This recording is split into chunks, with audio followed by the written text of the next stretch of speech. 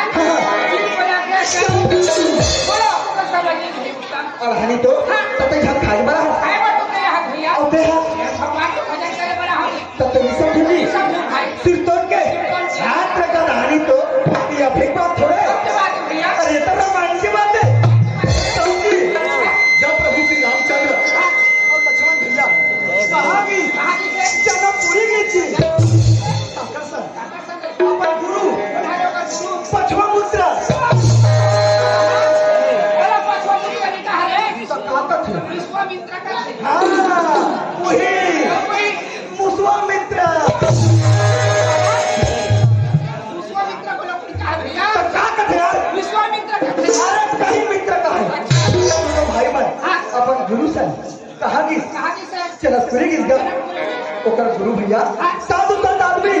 ऋषि मुनि आदमी सूर्य के उदय के पहले उठे थे और प्रभु के ध्यान में लगते थे। भाई लोग स्वस्थ हमारे गुरु है प्रभु के ध्यान में उठी भाई मिलके अपन गुरु के पूजा करो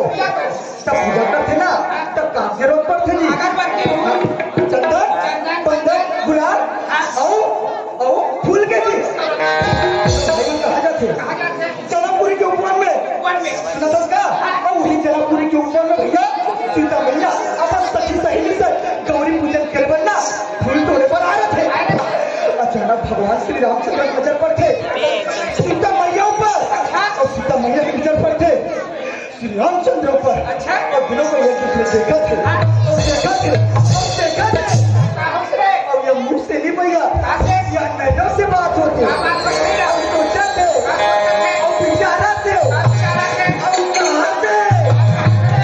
तेरे मरते मरते तो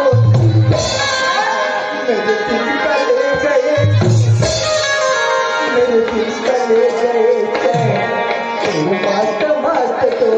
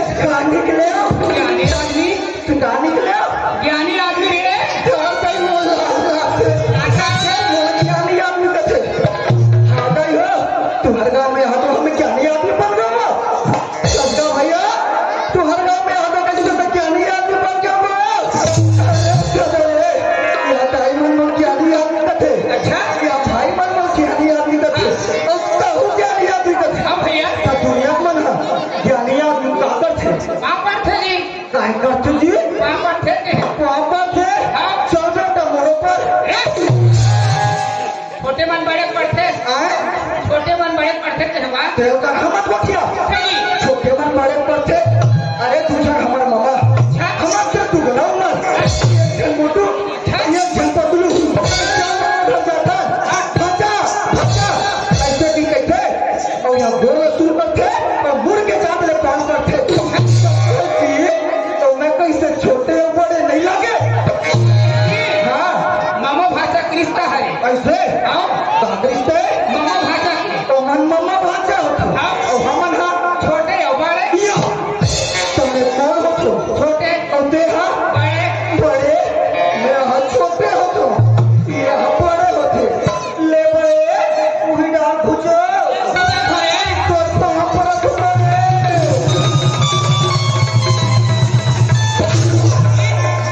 पूरा ससुर माना था बड़े कहा तो भुजो का बड़े भाई बड़े भाई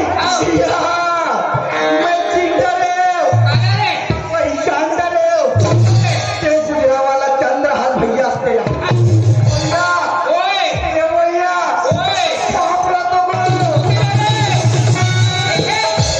दुनिया का ऐसे माथ में लेख थे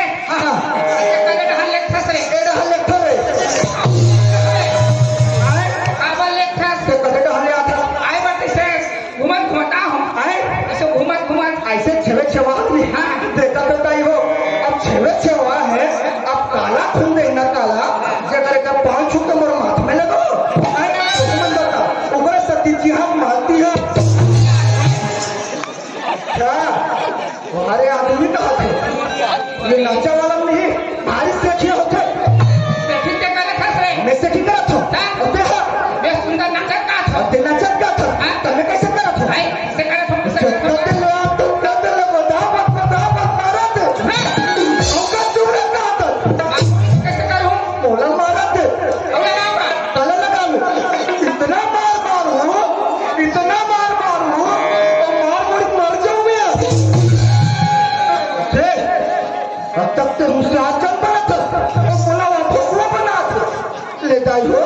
भैया हो ये भोगवा है ये होशियार चंद्र पूछा थे बाप ना बता ही तब तो बने नहीं फिर माई पूजा कर मुंह ठोकू पूछा थे बता ये पूछना का ऐसे ले मैं पूछा तो वहां बैठे करे लुका पहले कौन है रे जी वो हजी वो हर पार्वती मैया हरे जी वो पार्वती मैया जी भैया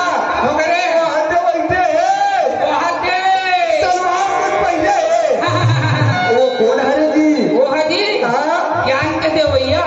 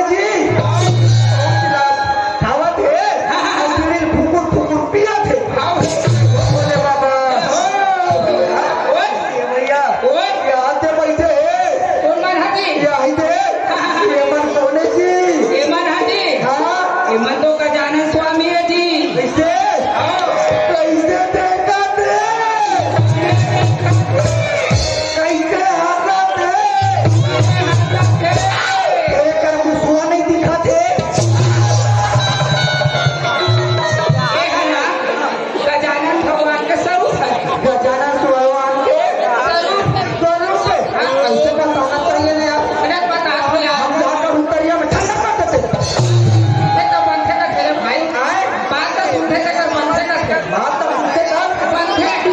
बंधेगा और सब बात बनेगी बनी फिर एक बात मुझे समझ नहीं आता समझ नहीं आते क्या बात है भैया जब तक तेरे रास्ते में आऊं क्या बात है कैसे बात है अच्छा मुझे समझ नहीं आता समझ नहीं आते मुझे बताते सब जानते हाँ भैया ये है गंगा भाई उत्तर ऐसे ये है काशी ये है यमुना भैया ओहो। ये है तीनों धाम हरे भाई ओ भैया। इनसे हमला डुबकी लगाने है उत्तर ऐसे इनसे हमला लहरा लेना है भैया ओ भैया। ये है तीरा धाम है भैया वाह भैया। तीरा धाम और जोरदार बात बताएगा आज ये बस्ती में आए ये बस्ती पावन धाम बन गई हम बन गए भैया तीरथ धाम बनेगा धाम बन गए। आए तेरे पाइप बैठे और बताते और सुनाते गाँव ताके जाने मोर छत्तीसगढ़ के माटी संगीत तीरथ धाम लागे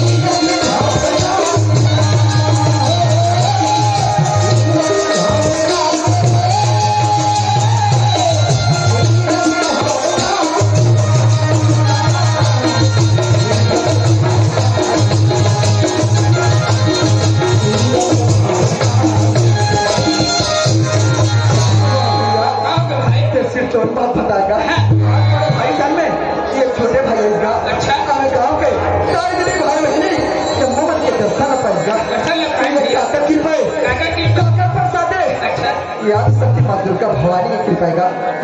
आज उनका प्रसादे में ये गांव में आके हमारा सुख घर अवसर भैया क्या भैया के प्रसादे में ये गांव में आज भैया के जयकारा लगा ले तो आज शक्ति माँ दुर्गा भवानी की तो शीतला मैया की तो गाँव के टिप्पो की तो बताइए कैसे बात आहे सुनतात का मोर छत्तीसगड के नाती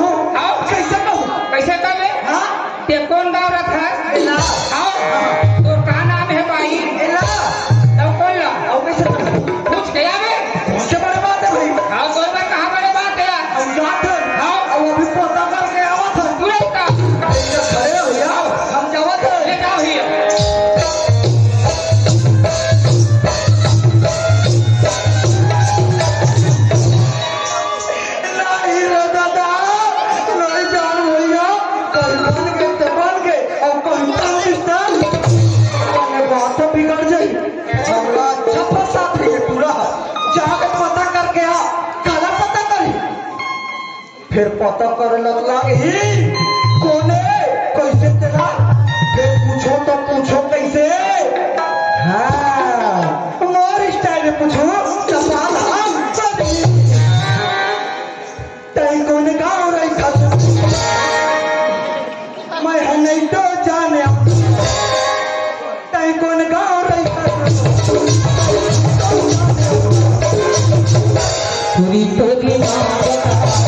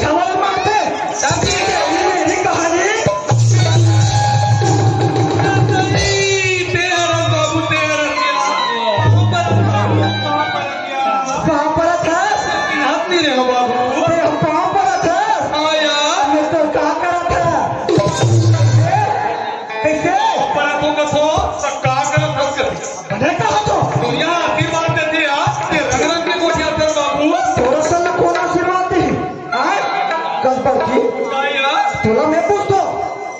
बने बने गोट लगते तो तोला आशीर्वाद मिलती अरे चार छन में कौन अपन घर के आदमी के ऐसे चारी करते निंदा करते तेला पता के कर शरीर में आई ते जानी बाबू और भैया लोग जान सकते किया महाकंजूस बाबू महाकंजूसिया न बने बने खवाए बाबू न बने बने खाया न बने बने पहिरे न बने बने पहिराए बाबू बने बने पहिते नवा गाँव भले मोल लगता होने दिखती बाबू अरे खाना मारी मारा थे बने बने पैसे बने बने रखता मोल सुंदर होने दिखती दिखती बाबू भैया हेलो मेरा पहले हम पढ़ की ये कहाँ का ये तो हमर तीजा के हमर पैसे के बाबू अब इतना हम पहले हफ्ते हैं याहू हमर पैसे के बाबू याहू हमर पैसे के याहू हमर पैसे के बाबू याहू हमर पैसे के याहू हमर पैसे के बाबू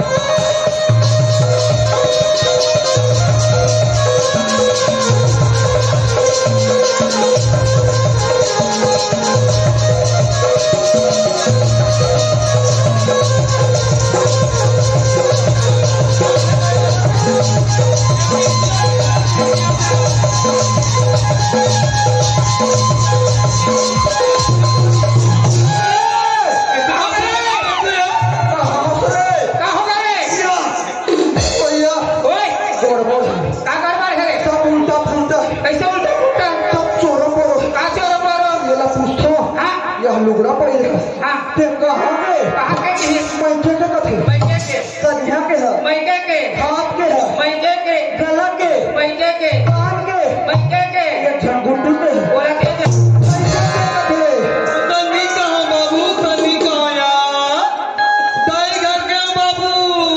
सब जगह जगह पे गई गुनियाई डॉक्टरी मुलाजल करी दिया सब ये झंगुटू पाँव कथे बाबू अब देखे कोई लोग कहाँ तुम्हारे आदमी लेकर रखो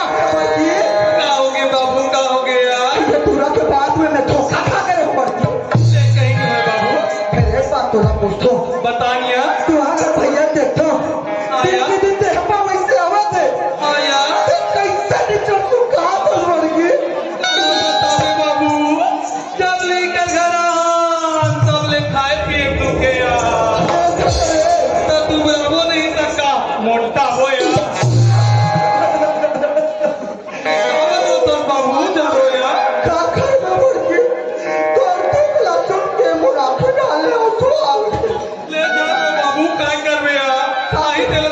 ल पड़ी बाबू हम नहीं सहन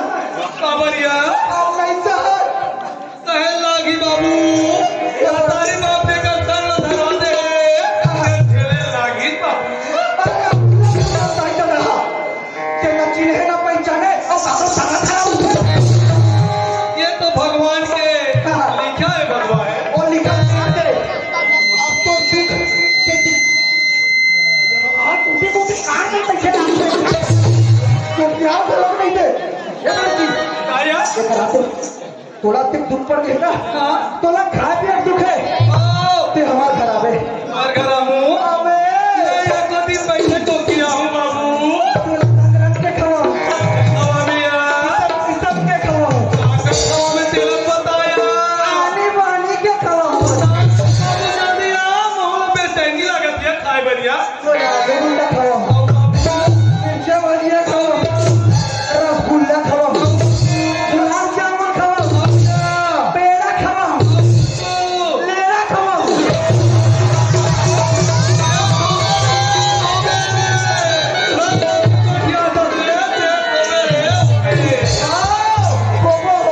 भगवान एक ठंडी दत्तन होबो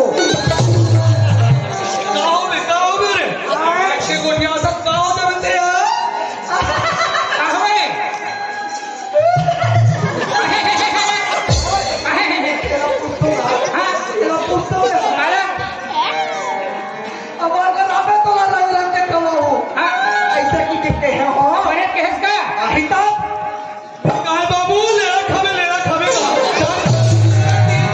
ओसा की बीस होगी तेरा केस का रे हाँ लेड़ा पे तेरा तेरा के हम बात तेरा ए ओए डॉक्टर का चापे हाँ आए सारे दिन के जो दुबरा थे कमजोरिया थे आओ आ खावे का थे का के फल फूल खावे का थे फल फूल खावे का थे उसने पर्ची में कहा था हमार खराबे हाँ। तू अनार खाओ अनार खाओ संतरा खाओ खाओ है सेब खाओ सेब, पपीता पपीता, केला केला। मैं कहते छो बड़े केस भाई झुकड़ बात काटे देवे थे भाई हुई थी सर बाबू आए ले आऊं यार तो दिन बैठे को पिया हूं यार तुम्हारे घर अबे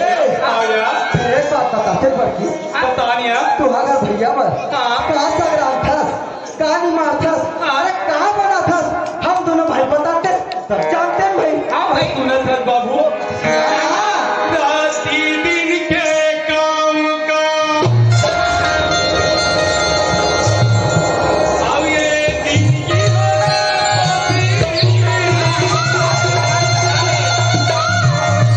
दुखीला गोठिया हो बाबू और जोड़ी सती गोठिया मंदिर करे लाया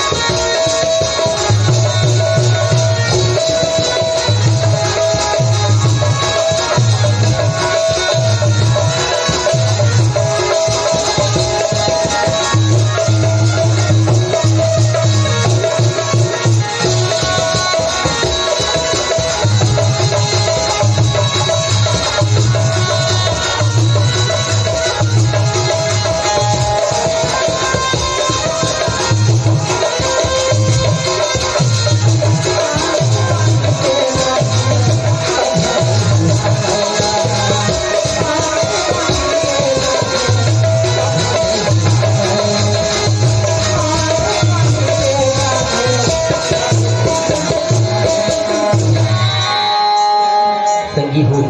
ये दिसमर जो करो जना